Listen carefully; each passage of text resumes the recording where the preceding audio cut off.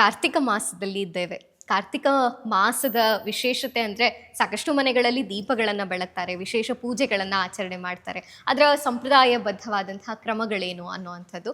ಯಾಕೆ ಮೊದಲನೇದಾಗಿ ಕೇಳೋದಾದರೆ ಯಾಕೆ ಕಾರ್ತಿಕ ಮಾಸ ಇಷ್ಟು ಪ್ರಾಮುಖ್ಯತೆಯನ್ನು ಪಡೆದುಕೊಂಡಿದೆ?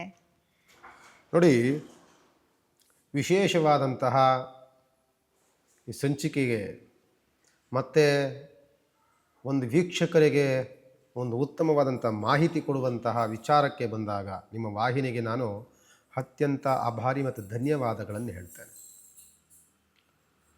ಮಾಸಗಳಲ್ಲಿ ನೀವು ನೋಡ್ಬೋದು, ಜ್ಯೇಷ್ಠ ಮಾಸ ಬಂದ ನಂತರದಲ್ಲಿ ಆಲ್ಮೋಸ್ಟ್ ಶುಭ ಸಮಯಗಳು, ಶುಭ ಲಗ್ನಗಳು, ಶುಭ ಮುಹೂರ್ತಗಳು ಸ್ಥಗಿತವಾಗುತ್ತೆ.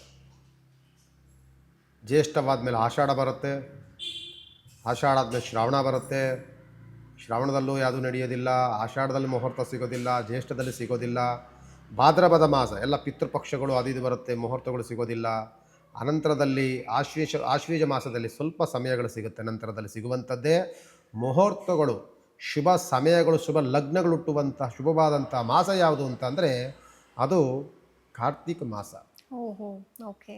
ಈ ಕಾರ್ತಿಕ ಮಾಸದಿಂದ ಹಿಡಿದು ಮಾಘ ಮಾಸದವರೆಗೂ ಸಹ ಶಿವನ ಧ್ಯಾನವನ್ನು, ಶಿವನ ಉಪಾಸನೆ ಮಾಡುವಂಥ ಅತ್ಯಂತ ಪಾವಿತ್ರತೆಯ ದಿನಗಳಿರುತ್ತೆ.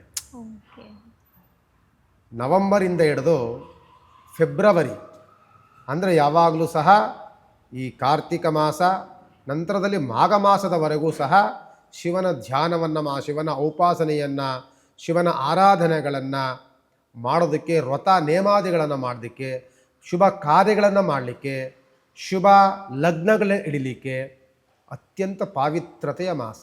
ಓಕೆ, ಅಂದರೆ ಮುಹೂರ್ತಗಳ ಆರಂಭವಾಗೋದೇ ಕಾರ್ತಿಕ ಮಾಸದ